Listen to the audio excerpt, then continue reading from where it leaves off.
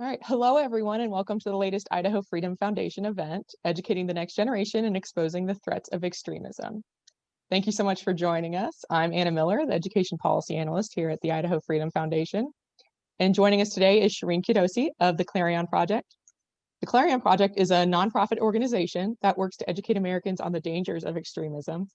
They do that by exposing and reducing threats through media, film, and intel. The Clarion Project tracks and reports on ideological extremism across the spectrum and offers actionable data for the public, including offering free public preventing violent extremism training. The organization has also produced a moving YouTube series called I Was Radicalized, featuring interviews with former extremists.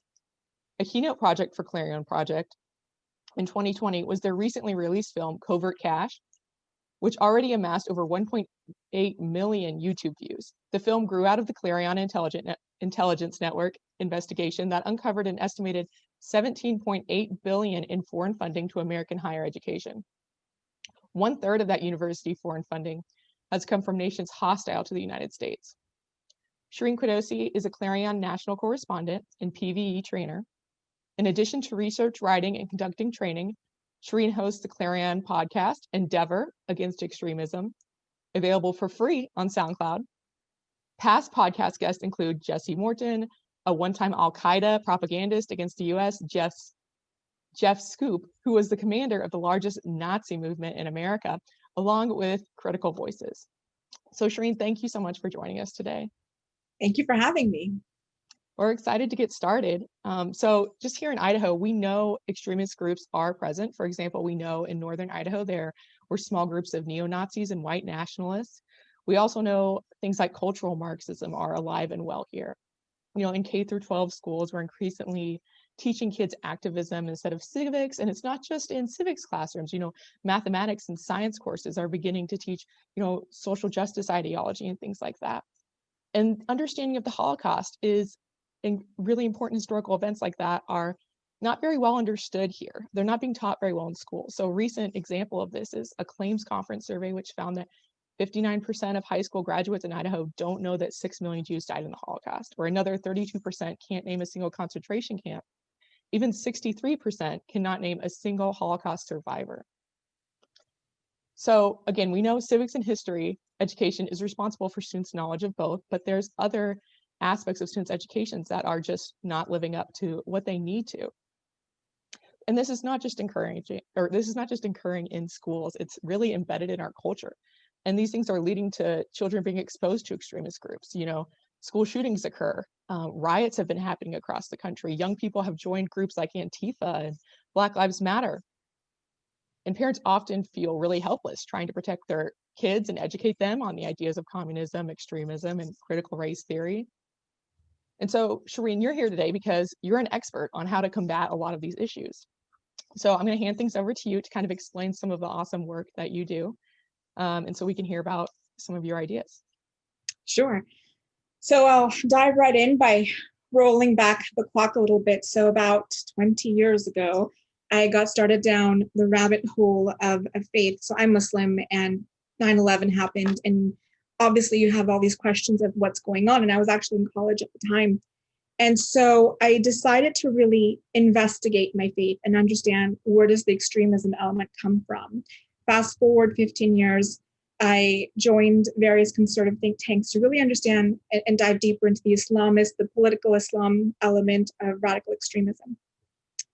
In 2018, I joined Clarion Project. And in 2018, the organization made a really bold move and said, okay, you know, we started off as really covering Islam's extremism, but the landscape has changed. So let's look at the full spectrum of ideological extremism, from neo-Nazism to communism to Marxism, same thing. Antifa was coming on the rise. And so let's just look at what's really going on here. So we really dedicated the full next year. As an organization, I just want to give Clarion Project a real big kudos, because for an organization to step back and say, we're not just going to go out there and start training people or teaching them, we're going to go and do our homework first. We're going to really study what's going on.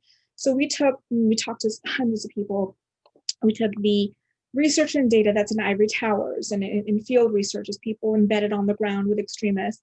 And it's this really complex layered data, and really broke it down so that in its really simple, understandable parts, that you don't need a PhD to understand what's going on, and put it in the hands of the community and put it in the hands of our audience. And then 2020 happened. And 2020 really, really underscores what we've been saying all along, is that there is something going on right now. And extremism is really changing, the dynamics are changing, and it's infecting everyday lives. And it's going down into the school systems, which we'll get into a little bit. So when you take a really, really big problem and you want people to be able to be empowered to act on it, and you want people to understand what's going on, so they know what the problem looks like, they understand it, they can talk about it, and then they know what to do with it. I mean, that's sort of like step one. And so to do that, you have to kind of go back and really understand, like, what is radicalization? What is extremism? What do the components look like? How does it operate? So that once you have a sort of a blueprint or a formula, then it's really easy to go and take that formula and plug it into different scenarios, whether it's an ideology, whether it's a movement. I'll give you a heads up, whenever a movement pops up overnight, it's not an organic movement, it's part of an ideology typically. And so if you will allow, I will share a piece of the PVE training that we have produced. And so that really, we talk to parents, we have a really great series of trainings going on for the community centers that are gateway portals to the community. And so we're training all different sort of levels of society, from the parent to portal gatekeepers, to really help them understand, like, what to look for. So if you will just do a little quick screen share. Yeah, absolutely. Dive right in. Okay. So can you see my screen? I can. Perfect. All right. So let's start with number one. All right. So it starts off with, who are the extremists? And to understand what an extremist is, we had this sort of meme a while ago, if you'll remember, that anyone I don't like is a Nazi, and it was Hitler sliding down a rainbow, right? And so it started off as kind of like a joke of in meme culture of, oh, everyone I don't like is a Nazi, and haha, it's kind of funny, but it's really not, because that's kind of where the slippery slope started, with really this pejorative language of labeling people we don't like. But there's a really big difference between someone whose opinion we don't like versus someone who's an extremist. So let's kind of go through and look at some of who these extremists are. But before we do that, I want to kind of look at the difference between radicalization and extremism. So before you get to someone who's an extremist, and you think of extremists, you think of like the Molotov cocktail throwers, you think of the people who are, I mean, what do you think of when you think of extremists? Can you give me like a couple of describers of what you think of when you think of extremists? I mean, the first extremist group I think of is like a neo-Nazi or a Islamic terrorist or something along those lines. Okay, so the extremist, close, yes. So in the neo-Nazi could be an extremist, or it could just be a radical. And so the difference is this. The radical is a person who believes that there is only one way to live. So I call it, there's only one way to be and belong in the world, and that's it. And then the extremism comes in when you take that one really sort of pinhole worldview, and not only sort of do you sit there and judge everybody else and say, okay, you're wrong, but you go the step further and you say, no, you are so wrong and I am so right, that I will use force, in other words, violence, and I would even argue psychological violence at this point is debatable, though it's not an industry standard. I will use violence to force you to live my way. And so that's the difference. So for example, if someone wants to be, this goes back to the meme of, everyone's a Nazi. If somebody wants to be a bigot, right? You're welcome to your ignorant worldview in the privacy of your own mind, in the privacy of your own home, but you don't have a right to force other people. You don't have a right to, to abuse or whatnot. But even then, the element of force is really what distinguishes between a radical and an extremist. So that is, I'm going to say that again. Radical is, you think there's only one way to be, one way to belong in the world, one way to sort of be a part of a collective. And then the extremist says, there is only one way, and I'm so confident that this is the one way that I'm going to force you to live this way.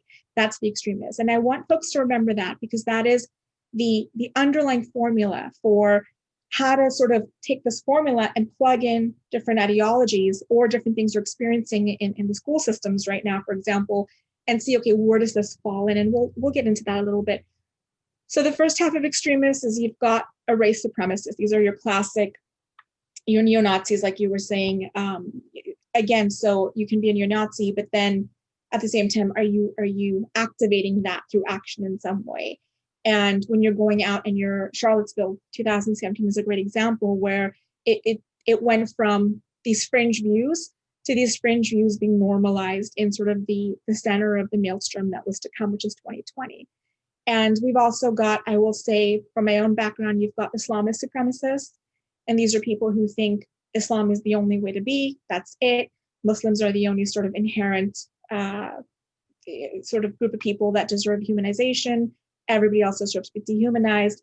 So you've got different kinds of supremacists and race supremacists. And so the idea of supremacists, whether it's a race supremacist or an ideological supremacist, comes back to the idea that the only way you'll belong to sort of the collectives is if you're part of this sort of in-group. And so this is where the in-group, out-group theory is really important, which again, I want folks to remember because that's exactly what's going on in schools right now. It's you got to be part of this group, and if you're not part of this group, you're the out-group and you're demonized, which is essentially the heart of supremacism.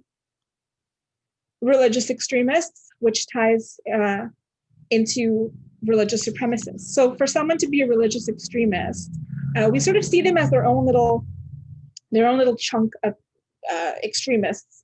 But really, and this is what brought me to this work, is when you look at the heart of religious extremism, it goes back into supremacy, that again, this is the only way to be, and we are right and everybody else is wrong. So the two are very, very connected. We've done webinars and we've done podcasts and articles that show that neo-Nazi extremists and religious religious Muslim extremists are actually, they have a lot more in common than you would imagine. They're very, very aligned in some ways. The next one is the ideological extremists, and the group that comes to mind for this is, especially in 2020, is Antifa. And Antifa is a fascinating case study in extremism for this reason, and I'll explain this a little bit. So last year I spoke to Dr. Kingsley Maduk in Nigeria, and he's an academic. He's embedded himself with vigilante groups in Nigeria where there is sort of a lack of a security state presence. And everything he was saying, so this is 2019, 2020 hadn't happened yet, but in everything that Dr. Kingsley Maduk is saying sounds like it could be America. The vigilantism hadn't quite started, but we were starting to get there. And the rhetoric and the sort of symbolism and the romanticization of vigilantism was starting to come up in popular culture. The Boys, for example, on Amazon is a great example, which we have an article on that on our website, of how vigilante culture works. So this is what Dr. Kingsley Maduk said. Vigilantes essentially have their own morality framework. The issue or morality is complex. Who defines moral conduct? He goes on to say, vigilantes try to work within the framework of the collective moral code, right? The collective moral code, and this is essentially what you're seeing in 2020 right now, is that you've got a different idea between groups of people of what morality is. So you've got Antifa who say they're anti-fascists, but they're actually behaving as fascists by forcing people, which is again the definition of extremism, but they're not, their behavior is not condemned by a portion of the public. Why? Because their moral code is aligned with that portion of the public. So again, moral code switch based on the eye of the beholder. On the other hand, you've got, for example, Kyle Rittenhouse. Remember the story out of Wisconsin where the guy, the 17-year-old, shot I think he killed 2 people, shot 3, killed 2. And from the other sort of side of the political spectrum, you had the left saying to the right, oh, how can you condone this?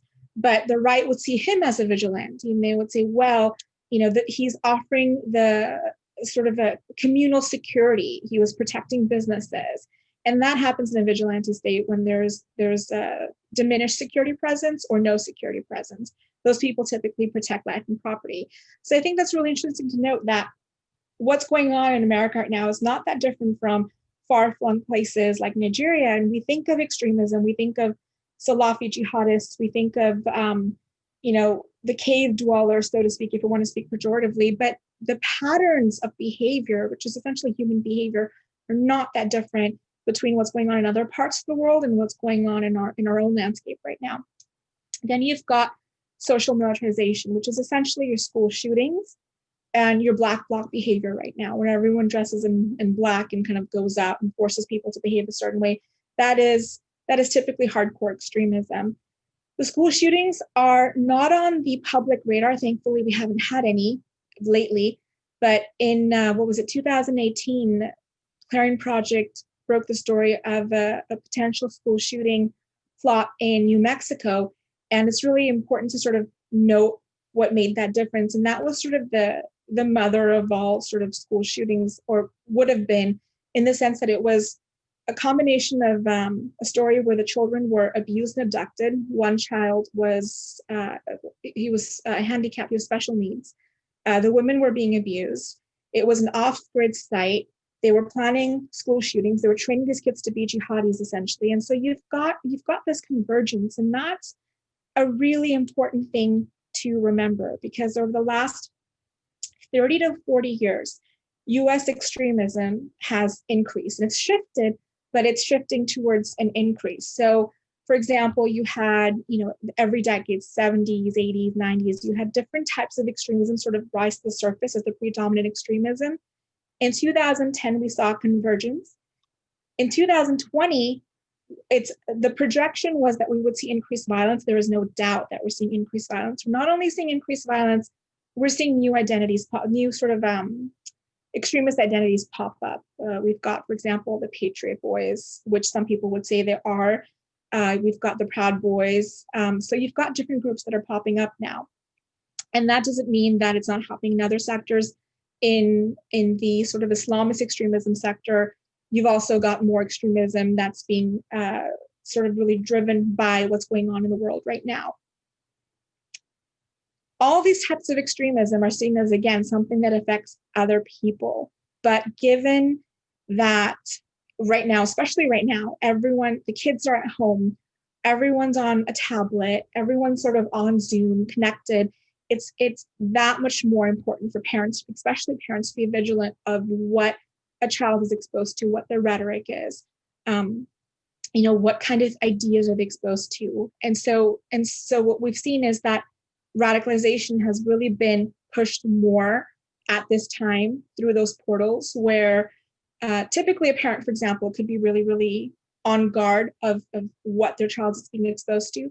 But right now, with everyone sort of just trying to survive, essentially, it's really a free-for-all for extremists who are trying to recruit, especially through the internet.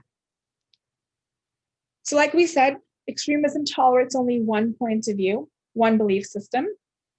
And not all extremists are violent.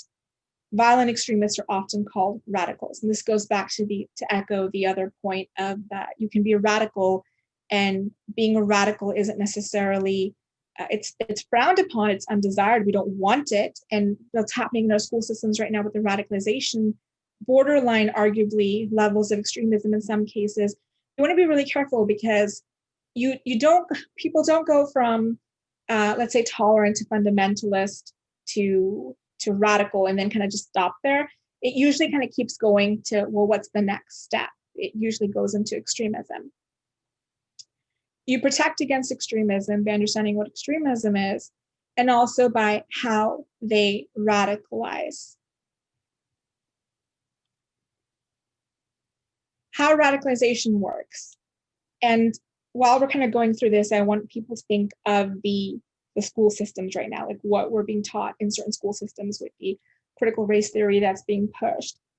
One approved narrative, the horizon is narrowed to a single point, driven by deeply psychological and emotional processes. So we've seen this in, 2000, when was the Me Too movement? 2016? Yeah, that was 16 or 17, yeah. Yeah, so let's say 2017. So we saw that with the Me Too movement, not to say that Me Too movement or feminists or extremists, but we saw how trauma was projected into rage, and how rage became the argument. rage can be a tool, rage can be a motivator, but when rage is sort of the bottom line justification, or rage is the argument in itself, that becomes a very, very dangerous thing. And we're seeing that play out with critical race theory in the school systems right now. That project is led by, I believe his name was Christopher Rufus, or Christopher, we'll get into that. But he's leading this project on exactly how institutions are framing critical race theory, and it's all extremely emotional, hyper reactive. There's very little sort of rationale or logic, and that kind of ties into a really cool webinar we're doing early next year, actually, on this really collaborative study on jihadi brain scans. And what jihadi brain scans, right? So again, we're talking about jihadis, and then we're talking about critical race theory. Is there a connection? There absolutely is.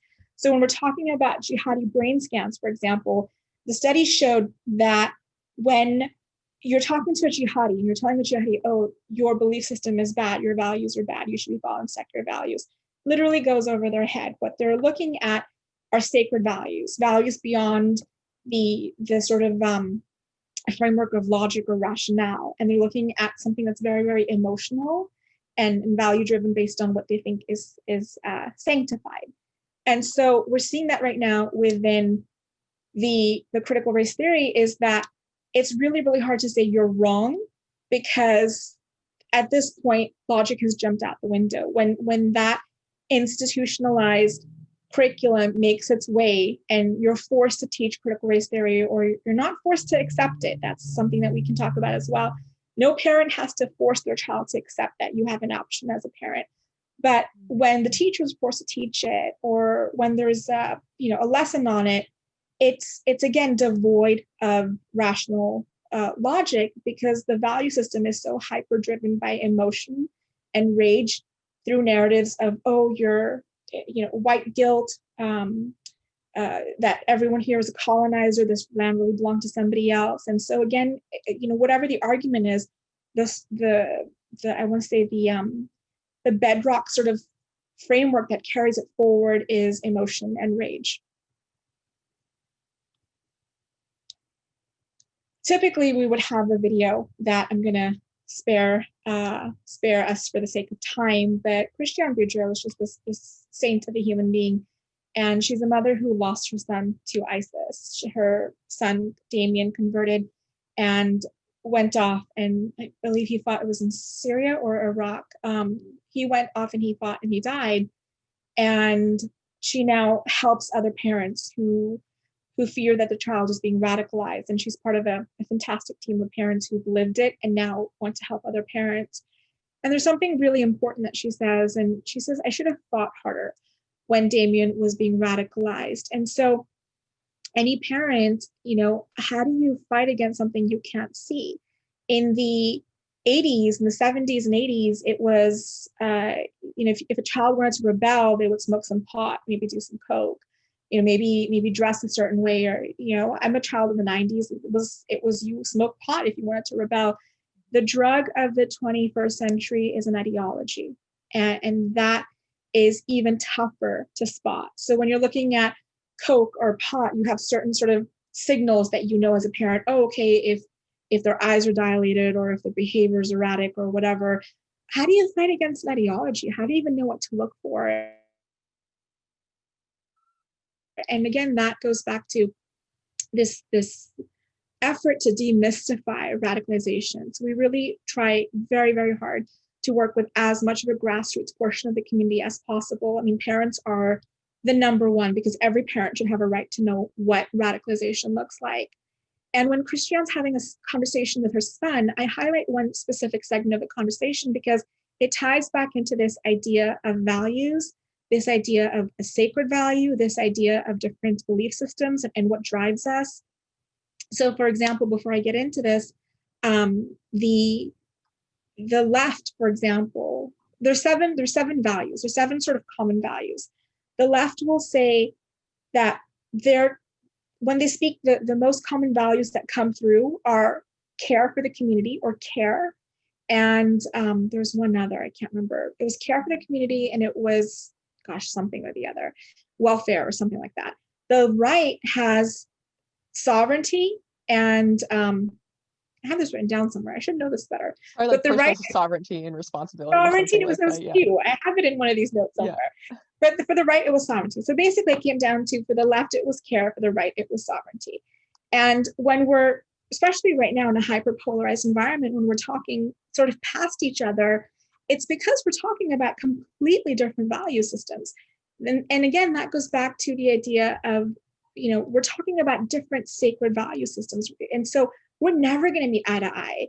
And this is really important to understand, because even when a parent, for example, is going and talking to administrator at a school district or teacher, or they're trying to challenge, their ability to have a right over their child's education, knowing how to approach that conversation is so, so important, because if you don't, you're going to talk over people's head. And the worst case scenario is when you're talking to your child who believes a certain thing because of, whatever they're indoctrinated into or being involved in. To talk past your child is quite frankly terrifying as a parent, and it can cost you the life of your child. So this text message exchange, Christian says, "The thought of never seeing you or holding you again has broken my heart into pieces. How many times have you heard?" I'm a daughter of very conservative Muslim parents. I hear this once a week. I'm 40. I still hear this once a week. I hear that all the time. And so when I see this, my heart goes out to her, because I know exactly where she's coming from. But Damien says, "I'm finally where I belong. I have plenty of important life-changing work. My faith is stronger than ever." They're talking about two completely different things. One text message, two conversations, two different realities. And so she's not able to get through to him. Knowing the value system that you're operating from and operating in is going to be really important, because each value system has its own moral code. Each value system has this idea of what's the in group, what's the out group. And we're seeing that right now. We're seeing that within typically extremists and a supremacist who will say that anyone who doesn't think like us is wrong. Dangerously, we're seeing that in the national media coverage of the post-election fallout. Whatever the results are, I'm not going to get into that, but I'm saying the way we talk about it is so important, because that rhetoric is also activating radicals and increasing sort of the hyperpolarity and pushing people further apart, because we're not listening to each other. We're just sort of talking over and across from each other. So what can you actually do? Within the framework of preventing violent extremism, there's a couple of things. And the one system that's called ELAM, which is identify, listen, monitor, and address, is essentially about radical listening. Really listening to what someone is experiencing. Typically, these are push-pull factors. There will be things that push them towards an extremist ideology, or push them towards the path of radicalization, or pull them away. And these factors vary. And when we get into our deeper presentation, we kind of go over all the different line by line different push-pull factors. And then listen, validate the other person's feelings. That's going to be really important, especially when we're talking about value systems. Monitor, understand what's going on, and address it. So a really sort of simple example I'll give you is, I was picking up my kid from school one day, and there was a group of boys. Next to them was a teacher, and the group of boys are saying, one boy was saying, "I'm just going to go kill myself." And the teacher, who's standing 2 feet away from him, she just laughs. She laughs. And I don't think she meant to laugh. I think it was sort of a nervous laugh, because that's, as women, that's typically what we do when we're uncomfortable. We kind of laugh. That's our conditioning. And so rather than, laugh, there's, you think of, well, what could she do? And so we'll go through and write it down, so that when you actually are in that environment as a parent or as a teacher, this is not new to you. You kind of have some kind of training on what do you do in this scenario. We have the ability to act, but in order to act, we need to know what we're dealing with. And if we don't know what we're dealing with, we don't know what sort of different components we're looking at, we're not empowered to act. And what we're seeing right now, whether it's the landscape of 2020 or the different extremist groups is so much emotion, very little information. And so our hope with PVE is to really empower communities, empower parents, empower educators, empower faith organizations, civic organizations, so that they know what they're dealing with, so that when the first time they come across something that might be a red flag, you're not caught in a deer with a headlight situation, or you're not caught after the fact when something has already happened. You know what you're dealing with. This is not out of left field for you. So thank you for my shortened presentation. Absolutely. That was awesome. One thing you went over that I want to touch on just really briefly is kids finding things online right now during the pandemic, when kids are always connected virtually, they're always on their tablets, their laptops. What kinds of things have you heard about kids finding, and what can parents do? Is it putting parental controls on computers? Is it, obviously parents, a lot of them are working all day. They can't monitor their kids' screen time 24/7. So, what are some things you've seen? What are some things you suggest for parents? So before 2020 in California, there was a really big problem with neo-Nazi demonstrations, so to speak, on junior high and college campuses. And it was in Ojai, California, which is, I don't know if you're familiar with Ojai. For those of you who aren't, it's sort of north of Los Angeles. It's a very bohemian hippie. It's where all the retreats are, the spas are. So it's a very peace and love sort of environment. Well, their campus, I think it was their high school campus, had an incident, and they were not able to sort of do something about it. What they did realize as a school system is that they needed to go younger, not even junior high. They needed to start with elementary school, and that's really, really important. So when you get into the age group where children are dealing with this, or teens are dealing with this, if that's the place you're starting from, as a parent, you've already missed like a decade of their life, right? And we see this in the Middle East, where women in the Middle East will go to these groups that are meant to help women learn exactly these strategies. And they'll say, well, now my kid's off to college, what do I do? They're not going to listen to me now. They're also dealing with a culture where the women, the mothers aren't, they don't have the same power as a young adult, a male adult in the family. So in California, we had one incident in Ohio. We had one incident in Newport Beach, California, which is like 30 miles south of here. And in Newport Beach, California, what happened is that you had an incident, and I'm going to go into what these incidents look like, so that will answer the question. But the incident in Newport was a demonstration of, they were doing like beer pong at a party, and it was done with, in the beer pong cups were put, the red cups were put in the shape of the Nazi logo, the swastika. Yeah. And again, in Ojai, it was, off campus, like remote party retreats or whatever those sites look like. Whenever kids are socializing at parties or wherever they're going, it would be that. It would be echoed online. So all these kids are online. So it'd be online, off-site, so away from home, away from school, and then it would be repeated on campus. So it's sort of like this triad of where the behavior happens. And so it's the responsibility of each point to really pay attention, for the schools to pay attention, for the schools to be aware, for the schools to be in communication with the parents, for the parents to be aware, and then to also do the best you can to track what's happening in an online space. There are apps that, and this is some of the solutions that we go into in the PVE presentation, there are apps that parents can put into smartphones or into their computers at home or their child's computers to really track. It could be recording every 7 seconds, or taking a screenshot every 7 seconds, or looking at the browser histories. Kids are smarter than us, let's be honest. The technology is constantly changing, and this is why it's really, really important for parents to start as young as possible with really being aware of what their child is being exposed to, and building those bonds and building those relationships. In Newport Beach, to go back to that real quick, the school system, for example, brought in Anne Frank's, I believe it was her stepsister or his sister. I didn't even know she had one. They brought her in, and we all grew up with the Anne Frank story, such a powerful story. They brought her in to deal with this problem, and they thought her giving a luncheon sort of speech would fix it. And you and I would know the gravity of a moment like that, to be in the presence of someone who has lived it. It's a very big deal. The next week, it happened again for that school district. It just wasn't working. And so these kids, again, it goes back to the idea of the value system. Like, they don't value what was taught in a history book about something that happened 100 years ago. It's not real to them in the same way that, a smartphone is real to them.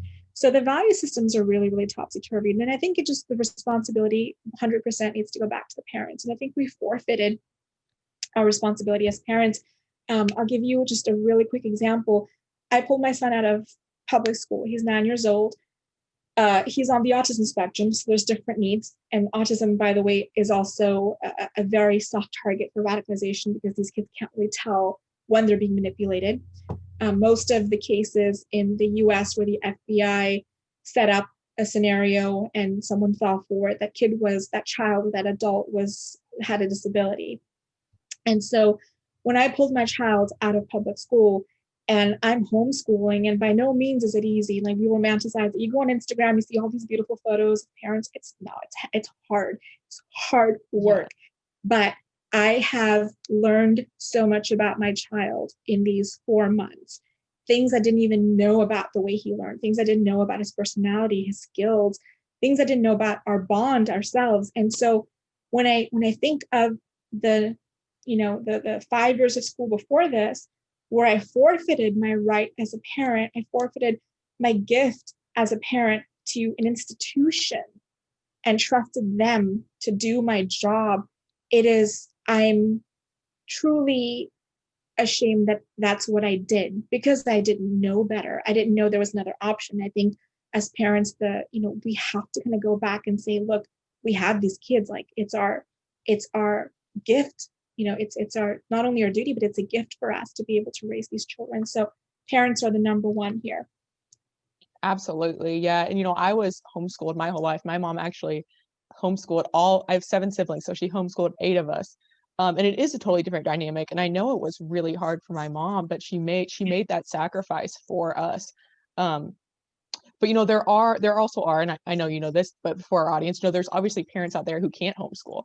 There's parents out there also who might just not be too interested in their kid, and they aren't educated on what school choices are the best, and they just put their kid, in the local public school, and maybe it's teaching them some extreme things. And then again, there's families who either they can't take the time off work to homeschool, or whatever the situation may be. But one thing you mentioned is just parental responsibility in general, right? It comes back to what parents are doing. And some things that you've written about is the importance of a strong male figure in especially young men's lives. And so, like, just for an example, after the Parkland high school shooting, for example, one Fox News article talked about how there's a desperate cry out there of American boys. And men don't have the language necessarily to understand masculinity as anything other than just some version of, this is a quote, of caveman, because no language exists. We don't know how to be our whole selves. A lot of us either shut off or experience deep shame or rage, or all three. And then this is quoting you, Shireen, from an article in the Federalist. You state, there's one common denominator between young men who joined an extremist ideology. There is a conflict in the home centered on the absence of a strong, grounded male presence. So could you explain how exactly a strong father figure helps young men?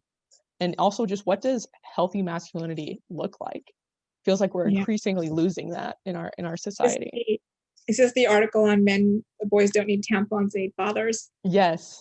Great article. I recommend everyone read it. Everyone should. Those of you who aren't going to read it, there's a story in there, and this answers part of the question. There's a story in there about, I can't remember the guy's name. It was somewhere in, I think it was in California. This kid on his 16th birthday went and shot up his school, and then I think he killed himself too, if I remember correctly. But what really struck me there is that every single one of these stories, every single school shooting story, has the same template of not having a stable male figure, not having a sense of identity as to who you are as a man, or what does it mean to be a man, and having some sort of unstable family life. And so what struck me about that school shooting was on his 16th birthday, when typically in different cultures that we call quote unquote primitive, there are rites of passage, that honor what it means to be a man. Here, his rite of passage was killing other people, and then I think killing himself. And I think that was a huge sort of wake-up call. It should have been a wake-up call to the culture that something's going wrong. When we talk about healthy masculinity, what does that look like? There's a really great book out there called, oh gosh, what's it called? Warrior, King, Lover, Magician. It's a fantastic book on different archetypes of manhood and what does that look like. And so for women, for example, because for women, it's, I as a single mother am raising a son, I need to know how to heal, how to heal myself as a woman so I can raise a healthy man. Women Who Run with the Wolves is really, really great for women. Those two books are Bible for understanding what essentially gender is sort of encompassed in different archetypes. When we look at America, when we look at the West, why are we so lost when it comes to masculinity? I think that there's, our effort to be so modernized or fast forward, like the momentum of what it means to be I don't want to say American or living in the West, but what the momentum of what it means to live in this sort of city or country changes so rapidly, right? And there's no consistency in those values. So for example, if you watch The Crown, everyone's seen The Crown. And if you watch The Crown on Netflix, I love those shows because it's a time machine. You go back and people are the prince and the princesses and whoever, they're talking about modern. Everything is so modern and this drive for modernity. And nobody wants to be associated with these antiquated ideas, but there's something right about those antiquated ideas, something that we sort of shouldn't have forgotten and should have carried with us. Just the idea that,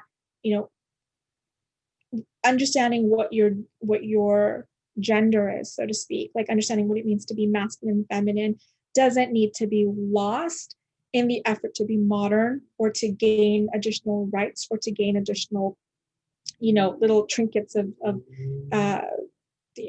labels that we want to call, like now it's he, she, her, like whatever, it's male, female, right? It could be other things as well, but like, let's look at what it means to be certain, to be masculine, to be feminine.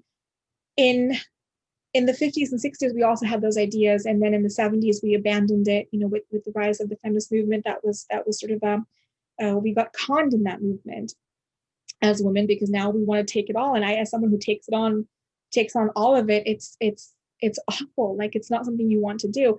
So I think we sell these ideas as being part of something that's desirable, but they're actually not very desirable. Like they do damage us, but the way that they're packaged in modern society, it's packaged as something that we would want to have.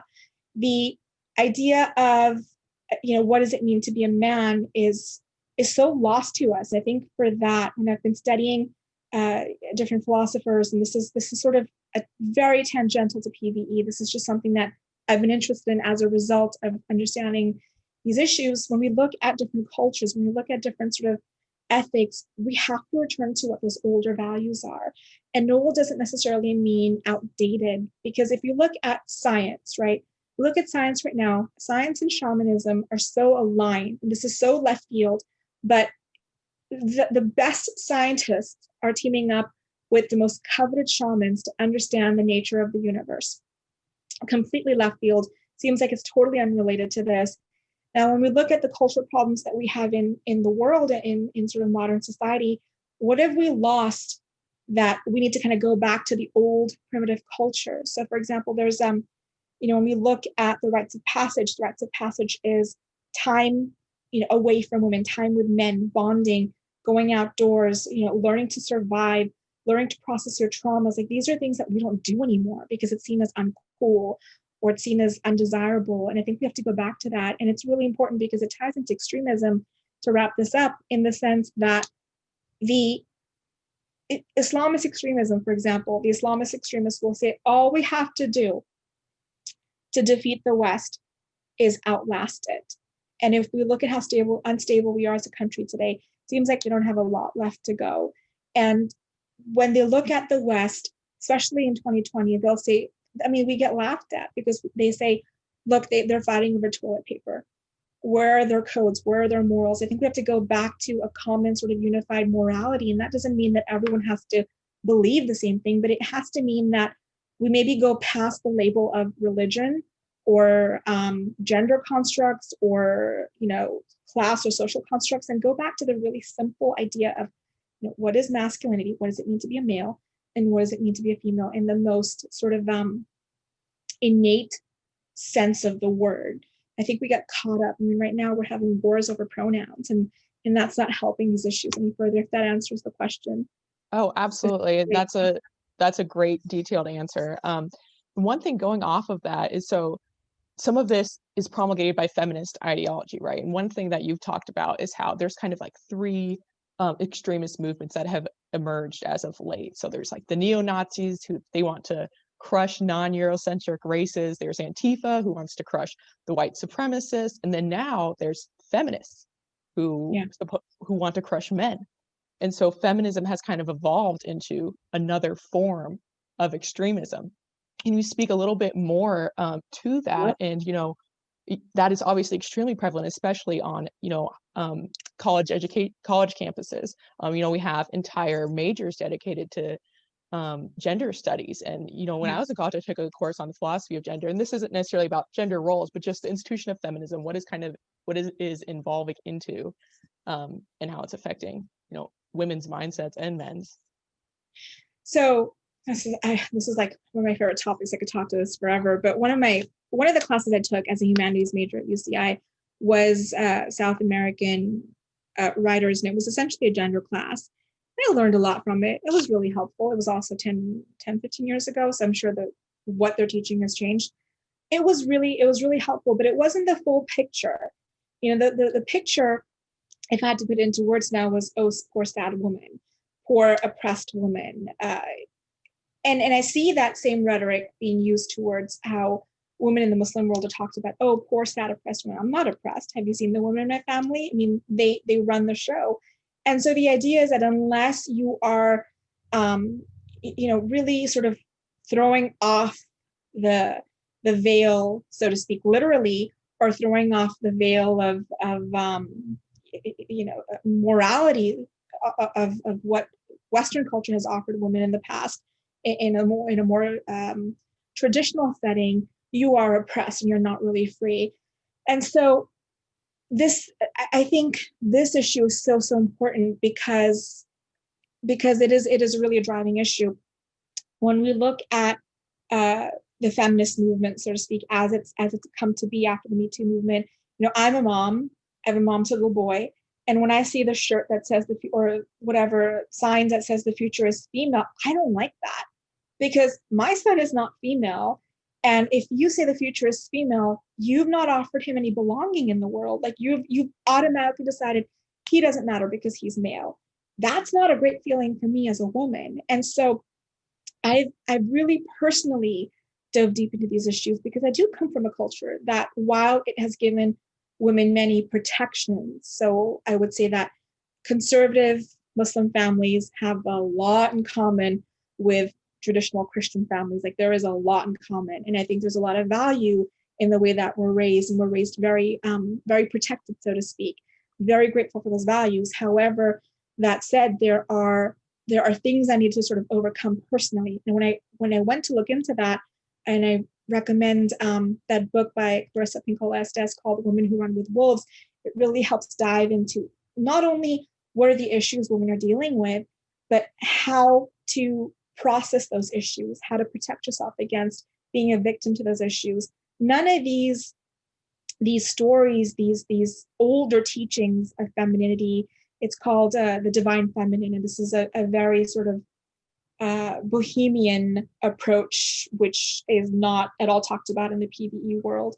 But I see the associations between one thing and the other, and I think it's important to talk about since it's been raised here. When we talk about, for example, the divine feminine truths, it's not that different from what Orthodox Jewish women are taught, that the men are, I can't remember the phrase, don't quote me on this, but the men are the throne, but the women are the power behind the throne. I mean, that is very sacred. That honors women. We talk about in Christianity, you probably speak to it. I'm assuming you're Christian, you can probably speak to it a little bit better. The role, the sacred, sanctified role that women have. When we look at what the West has become today, and this is again another driving point for radicalization in the Islamist element and even the neo-Nazi movement, because those two extremist organizations and extremist movements offer women this sort of protection, and they use it as a marking strategy to attract women. They don't actually believe this, but they offer women the thing that a lot of women inherently want, which is, to belong to community. Even if we're not talking about marriage and children, women are communal creatures. And so when we look at what the modern feminist movement has offered, which has offered the toxic femininity, is this toxic sort of isolating independence that you are completely free. And I would say, I would not use the word free, I would say you are ungrounded from any larger terrain of belonging. We need to be rooted to something.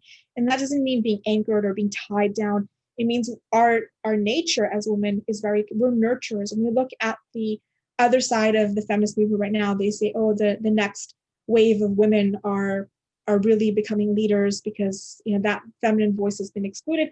Sure, great. It's great to have women as leaders.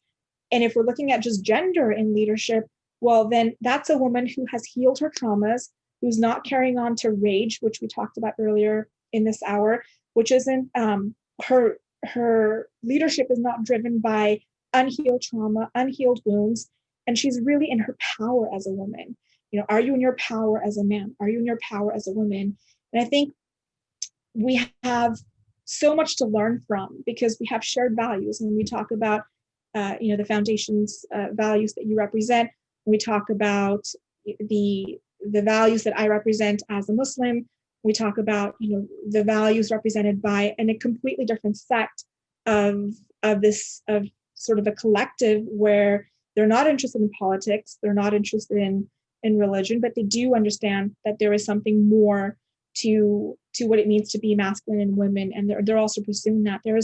I see so many parallels between these three different orbiting niches that I think really have a lot to offer right now. If that answers the question. There's a lot there. I'm trying to stay succinct. Yeah. No, absolutely. I mean, and we don't have all the time in the world, so that was an awesome answer. But to me, kind of wrap that up, it was a lot. Faith and human belonging really matter. And so switching gears a little bit away from feminist ideology, I want to talk a little bit about woke culture and wokeness. And a lot of parents these days are complaining about their kids being woke, and sometimes on college campuses and things, it obviously not just college, but it could be high school, all sorts of different ages. It can manifest itself in seemingly kind of silly ways where, for example, kids don't want to eat a Chick-fil-A chicken sandwich because it's made by Christians and they don't like Christians. Or recently on Boise State's campus, a group of students demanded that a coffee shop leave campus because it supported Blue Lives Matter instead of Black Lives Matter. Different actions like this can have different levels. One thing that you've written about is how woke culture can be a shield for understanding extremism, particularly Islamic extremism, and how woke culture itself can potentially lead to extreme actions. Can you elaborate a little bit on this and how wokeness can be more dangerous than just people avoiding chicken sandwiches? Yeah.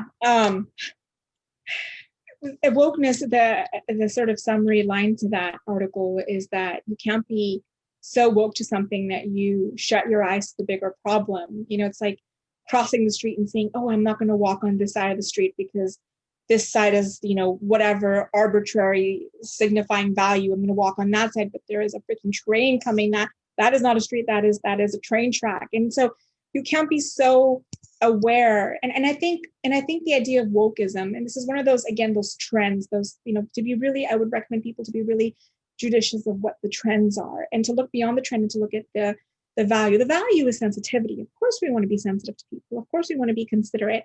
But when you look at woke culture, what it does is it is an echo or a symptom of the bigger problem that we keep seeing again and again and again, which is identity markers. And as we talked about at the start of this conversation, is that identity politics is the gateway drug to radicalization. And so when you're breaking your identity down, you go from, I'm a human being. No, I'm going to be a man, woman. Okay, great. No, I'm going to be Christian, Muslim, Jew, da, da, da, da. No, I'm going to be this. No, I'm going to be this. And you're splitting hairs to the point where it is an unsustainable way to exist, to keep putting yourself in smaller and smaller and smaller brackets of check boxes of what you belong to. And that is really, really problematic.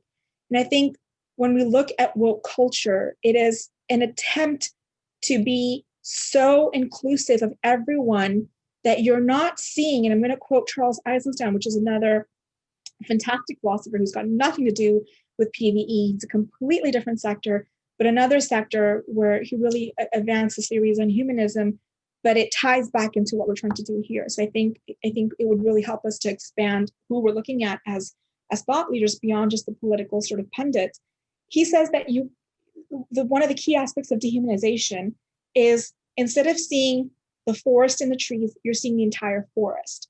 Instead of seeing people as people, you're seeing an entire collective. When you look at something as an entire collective and you're not able to see the individual, which, by the way, was one of the most pivotal things I loved about becoming an American as someone from a Middle Eastern country, was that here, the stories of the American Revolution gave birth to the individual. You saw the individual.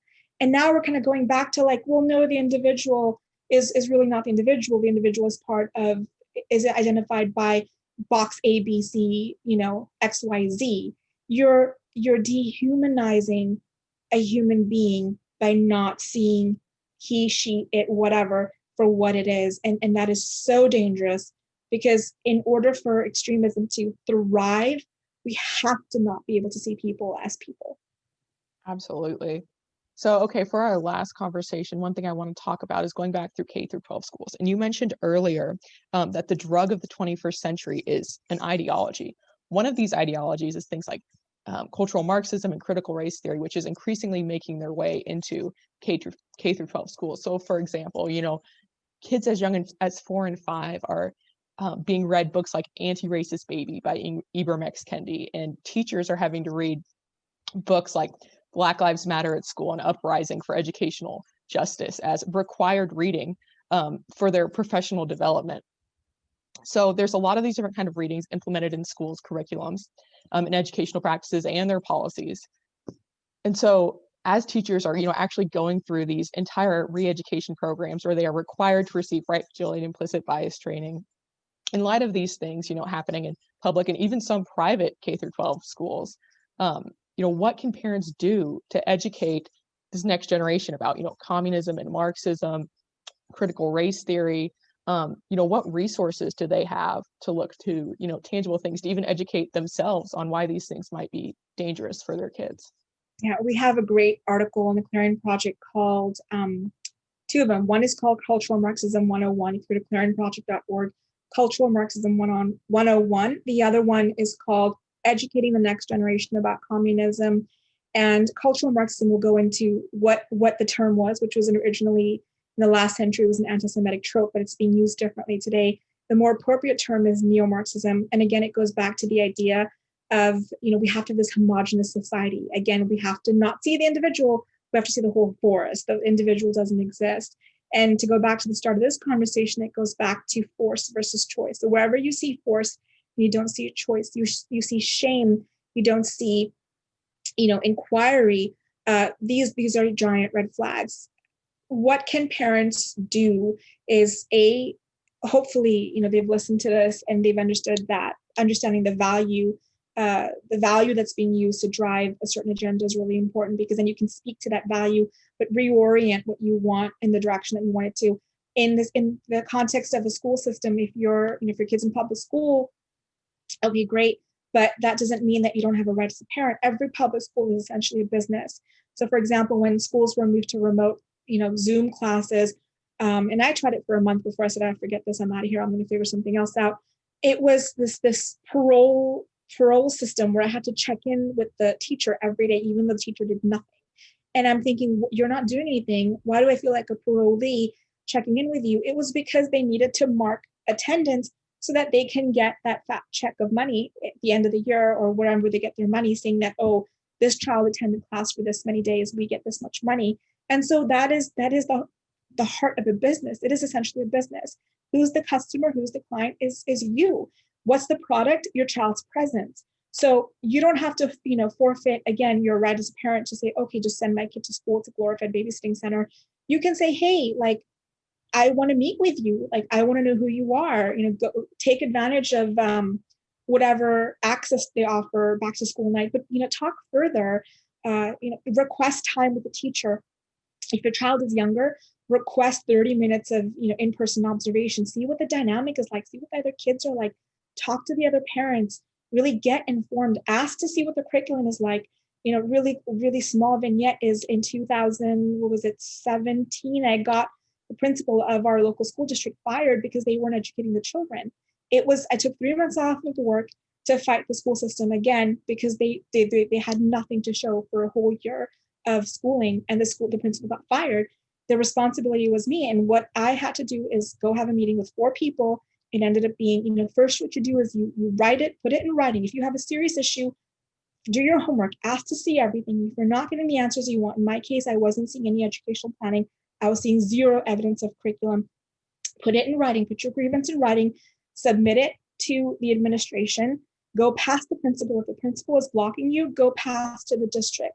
There's usually a district appointed person to help you. Submit it in writing, get a meeting. I personally had a meeting with the school psychologist, the principal, the teacher, and the admin representing special needs. And it became, it was a 2-hour conversation, culminated in the principal getting fired.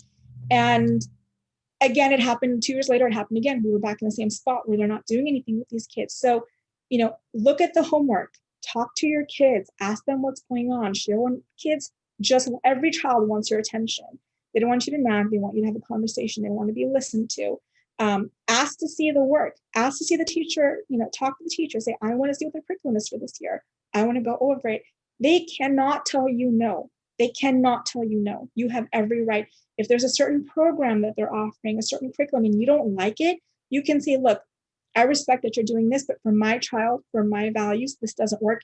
Don't ask, can I change this? Say, how can we change this? Show that expectation that you do expect it to be changed and amended for what aligns with your values and the values of your family. So, every parent has a right. If that's the one line that I want to really leave people with, is that, you don't have to deposit your kids in public school and then pick them up every day and then wonder what's going wrong. Like, that is an investment of your child's presence and your time. That is something you have a right to ask about. Absolutely, and your tax dollars. And that is such an important point, Shireen. I think that is such a great example that you just gave that I really hope our parents that are listening to this learn from. I know that Idaho parents are trying to take action. Like over 11,000 students have been removed from public schools this year. Tons of micro schools and pods are popping up all over Idaho. So parents are trying, homeschooling is rising. Parents are trying to, take back control of their kids' educations. And I think one message I really want to get across is very similar to what you just said is, don't wait on public officials to act. Don't wait on bureaucrats to reform the education system for you. You can take ownership and you can create change by doing exactly, what you just explained, the example you gave, really getting involved in your kid's school, looking at curriculum, talking to teachers, and stop waiting on public officials to change it for you. You are in charge of your life and your child's life for as long as they're a minor. So yeah, the system is moving way too slow. I mean, and I think 2020 is a great example of that, where the schools were shut down at the end of the school year. They had all summer, and then we start off, and it was clear to me within 2 weeks that they don't know what they're doing. And so I would say, how much longer can you really afford to wait? Your children are growing up fast. And so, if you're waiting for someone to come along and really do the work for you, it's not going to happen. You have every ability. And if a parent is out there and they just genuinely don't know what to do, they're struggling, like, you're welcome to reach out to me. Let's have a conversation. Let's see what can be done. That is always there. You can reach me on Twitter at Shireen Qudosi, and I'm available. Let's have a conversation. Let's see what can be done. Yes, definitely. And, just for everyone that's listening to this, just so you know, I am going to link a bunch of resources that Clarion Project has shared for parents to help educate their kids. So you guys can click on that in the show notes and, just learn more. So Shireen, I know you already mentioned your Twitter handle, but if you could just let people know, about your YouTube channel, your Facebook page, any upcoming events they should be aware of, how can they, continue learning from you and getting connected with you? Yeah, well, the best way is to go to clarionproject.org, sign up for the newsletter, and follow us on social media at Clarion Project. We're on YouTube, we're on, Twitter, we're on Facebook, but I would say the YouTube series are really, really great to watch, and the website has fantastic content. maybe biased. I may have written some of it myself. And then CIN, Clarion Intelligence Network, is so fantastic. They've done an entire report that's become a federal investigation on how much billions, $18 billion is going to higher education from nefarious nation states that don't have American interests at heart. And so, whether your kid's in preschool or whether your kid's, at the grad school level, you have really a duty and an agency to do something about this. And so we have tons of resources for pretty much any question you could have. And if I don't have the answer, if we don't have the answer, we'll get it for you. Yes, well, thank you so much, Shireen, for joining us today. I feel like we could talk for hours, so we're just gonna have you back on the podcast sometime because there's just so much more to dive in here. I hope people will keep, listening to your stuff, reading the things you've wrote, looking around on Clarion Project's website page, and just learning from you guys. We really, really appreciate your time. So I'm Anna Miller, and on behalf of the Idaho Freedom Foundation, I'd like to thank everyone for tuning in.